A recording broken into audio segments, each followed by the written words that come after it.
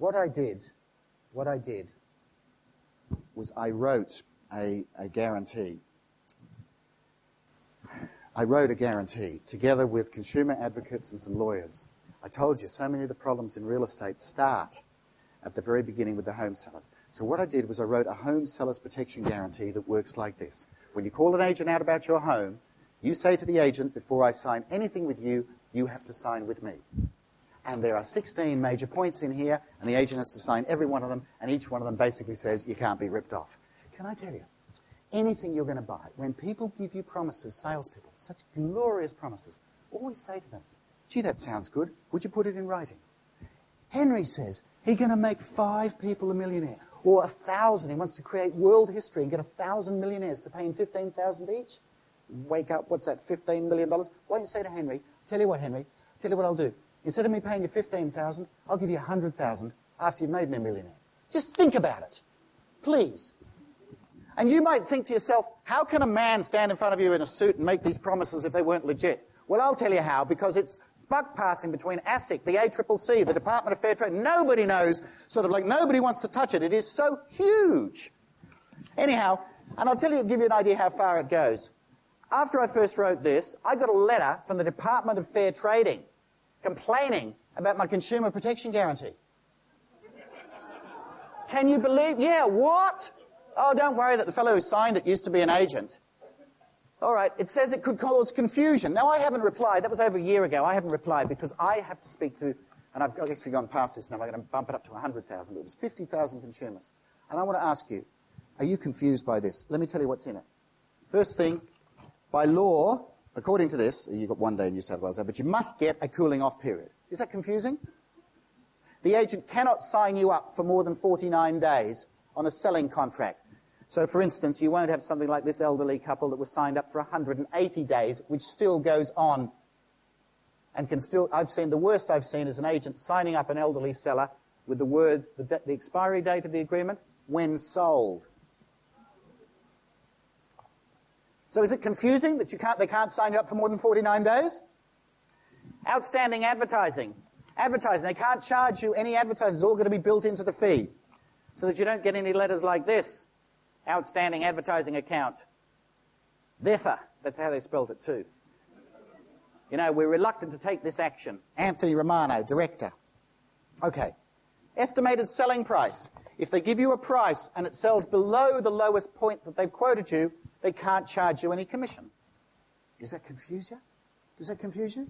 Of course not. No fees are payable until such time as the property is sold and you're happy. Is that confusing? Of course not. And they're not allowed to do any insider trading on your property. In other words, they cannot buy the property and sell it to a mate or anything like that. Never mind that they're allowed to do it if they disclose it. Brian is 71 years of age. Brian lived next door to a real estate agent. And if you think it's dangerous living next door to power lines, try living next door to a real estate agent. Brian wants to sell his house.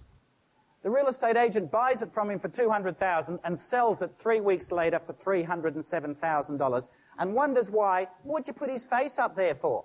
Why did I put Richard James's face there? The reason is because I want Richard to give him the money back. You know what Richard said? He didn't win the money back. You know what the elderly fellow said? Well, I feel a bit diddled, but I did shake hands and a deal's a deal. This agent said he wasn't wearing his agent's cap. Look at this. Let's take you out to Maroubra again. Or East Gardens, LJ Hook and Maroubra. Look at this. Auction on the 17th of July. Anthony Romano and Anthony Rizzo. Right, okay. Hello, there's the auction list. Look closely. It's vanished. It's not on the list.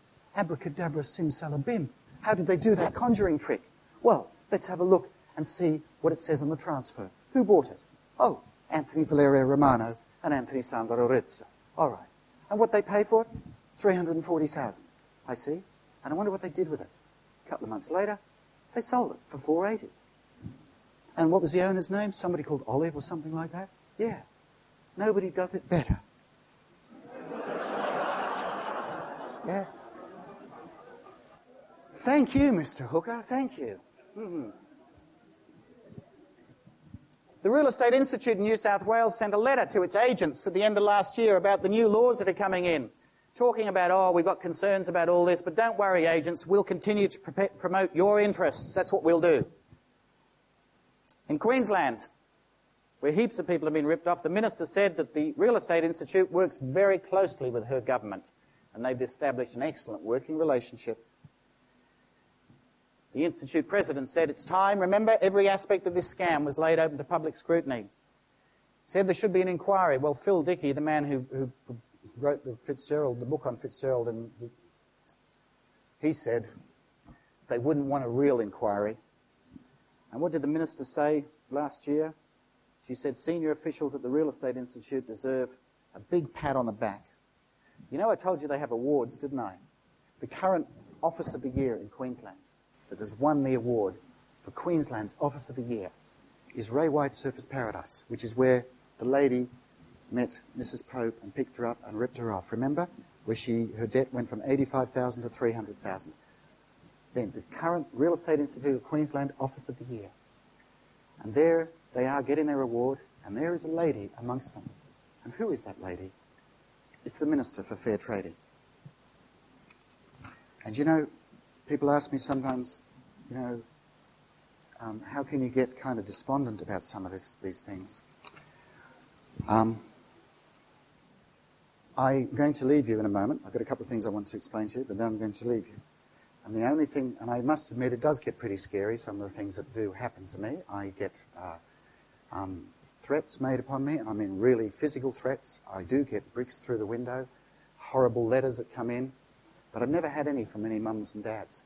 But it could be possible that I might need you sometime, and by that I mean I would hope that you would log into our website, because I know that I will be okay if one day I could say to you, look, I need you, would you come and wave some placards or something, or help me like that, or send letters and things like this. I have a... Oh, that's not supposed to be there. This is something this fellow said he didn't know of any agents involved in dubious practices yet.